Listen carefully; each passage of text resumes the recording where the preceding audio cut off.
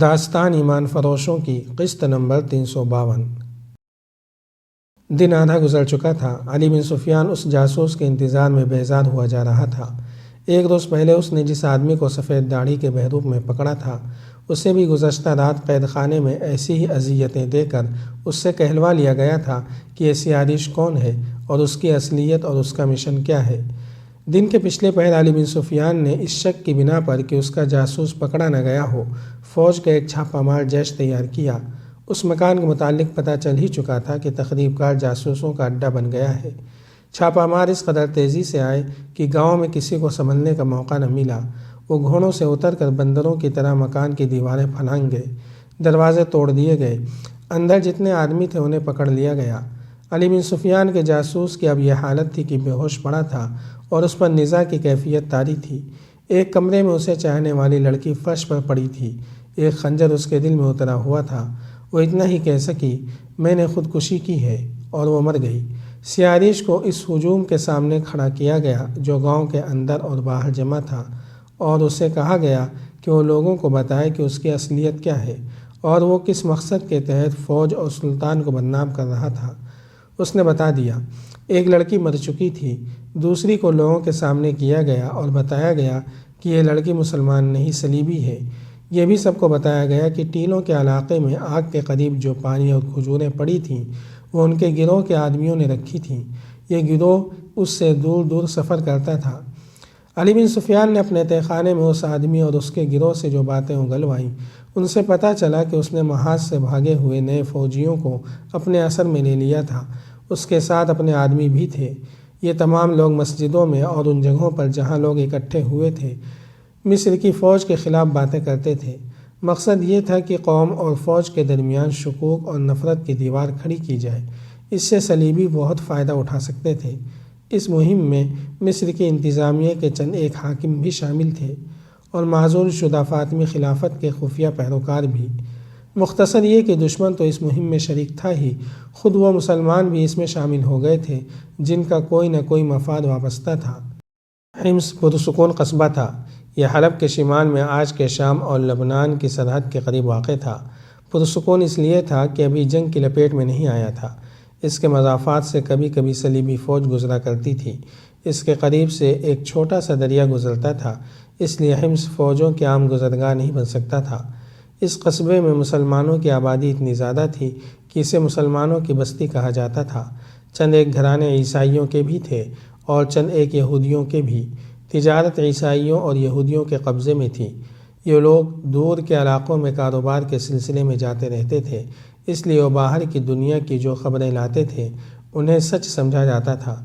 وہ صلیبی فوج کے متعلق ڈراؤنی باتیں سنایا کرتے تھے۔ ان کا مقصد یہ ہوتا تھا کہ حمص کے مسلمانوں پر صلیبی فوج کی دہشت طاری رہے اور کم از کم اس بستی کا کوئی مسلمان اسلامی فوج میں نہ جائے۔ لیکن اس کا اثر الٹا ہو رہا تھا۔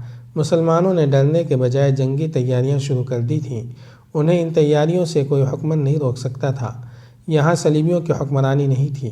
حمص کے مسلمان گھڑ سواری، نیزہ بازی، تیغ زنی اور تیر اندازی کی مشق کرتے رہتے تھے۔ یہ تربیت لڑکیوں کو بھی دی جاتی تھی۔ ان کا قائد بڑی مسجد کا خطیب تھا جس کا علم اور عمل جہاد پر مرکوز تھا۔ اس نے مسلمانوں کو بتا رکھا تھا کہ قبلہ اول کو آزاد کرانا ہے اور صلیبیوں کو عرب کی سرزمین سے بے دخل کرنا ہے۔ اور یہ جنگ کیوں لڑی جا رہی ہے؟ خطیب اپنے خطبوں میں اس سوال کا جواب ان الفاظ میں دہراتا رہتا تھا۔ صلیبی عرب پر قبضہ کر کے اپنی بادشاہی قائم کرنے کی کوشش میں ہیں اور ہم یہاں اللہ کی بادشاہی قائم کرنے کے لیے جان و مال کی قربانیاں دے رہے ہیں۔ انہوں نے عرب کو میدان جنگ صرف اس لیے بنایا ہے کہ خدائے ذوالجلال کا عظیم پیغام عرب کو عطا ہوا ہے، اور اس پیغام نے عربوں پر یہ فرض عائد کر دیا ہے کہ ہم یہ پیغام جو ہمارے رسول اکرم صلی اللہ علیہ وسلم کو غار حرا میں عطا ہوا تھا تمام تر بنی نوع انسان تک پہنچائیں۔ مگر آج صلیبی اس عزم کے ساتھ اللہ کی اس سرزمین پر آئے ہیں کہ وہ واپس نہیں جائیں گے۔ انہوں نے اس سرزمین کو تہہ تیگ کرنے کا فیصلہ اس لیے کیا ہے کہ خدا کے اس عظیم پیغام کو جو ساری دنیا میں پھیلانے کے لیے رسول اکرم صلی اللہ علیہ وسلم کو عطا ہوا تھا یہیں ختم کر دیا جائے۔ یاد رکھو مسلمانوں، اسلام ایک نظریہ ہے، صرف عقیدہ نہیں۔ صلیب کے علم بردار جانتے ہیں کہ اسلام کو فروغ کا موقع ملا تو کرۂ ارض پرچم رسالت کے مقدس سائے تلے آ جائے گا اور صلیب کا نام و نشان مٹ جائے گا۔ اسی لیے صلیبی اپنی تمام تر جنگی قوت لے کر یہاں آ گئے ہیں، وہ علم و فضل کے اس سرچشمے کو بند کرنے آئے ہیں۔ اور اس طرح اس خطیب نے حمص کے مسلمانوں کو روحانی لذت سے سرشار کر رکھا تھا۔ جنگی تربیت اسی کی زیر نگرانی اور اسی کی ہدایات کے تحت ہوتی تھی۔ وہ خود تیغ اور خنجر زنی کا ماہر تھا۔ حمص میں اس تربیت سے رونق رہتی تھی۔ قصبے میں 3 مسجدیں تھیں جہاں جہاد کی باتیں ہوتی تھیں، مگر وہاں جو صلیبی اور یہودی رہتے تھے وہ مسلمانوں کے ہمدرد بن کر حوصلہ شکن خبریں سناتے رہتے تھے۔ مسلمان اپنے خطیب اور اماموں سے ان خبروں کے متعلق پوچھتے اور بے قرار ہوتے رہتے تھے۔ خطیب نے حمص کے ایک جوان سال آدمی تبریز کو اس مقصد کے لیے دمشق بھیج رکھا تھا کہ وہاں سے صحیح صورتحال معلوم کر کے آئے۔ تبریز صحیح صورتحال معلوم کر کے حمص کو واپس جا رہا تھا۔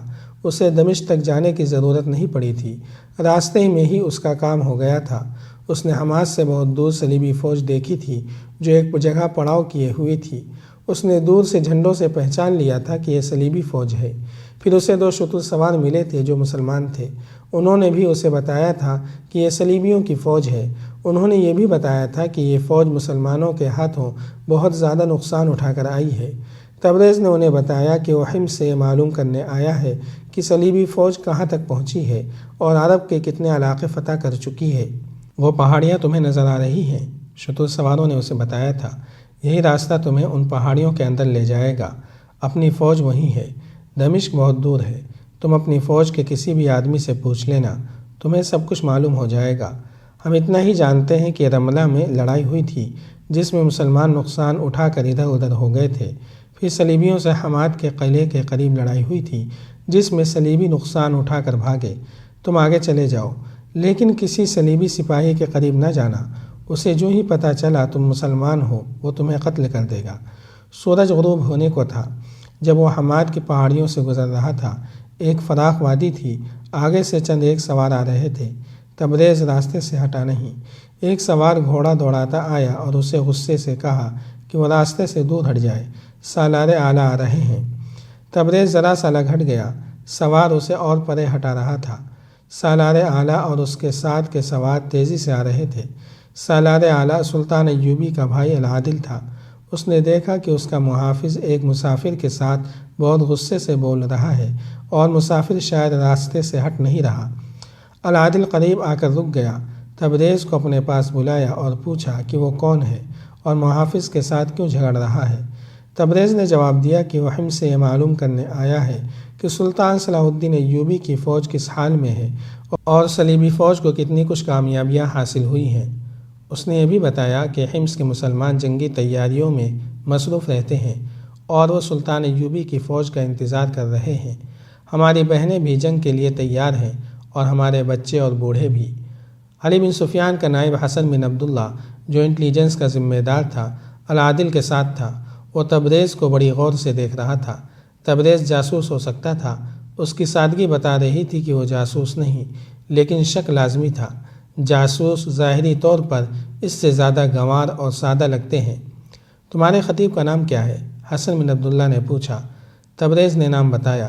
حسن بن عبداللہ نے العادل سے کہا کہ وہ اپنا آدمی ہے اور اس آدمی کی باتوں سے معلوم ہوتا ہے کہ وہ اپنا کام جافشانی سے کر رہا ہے۔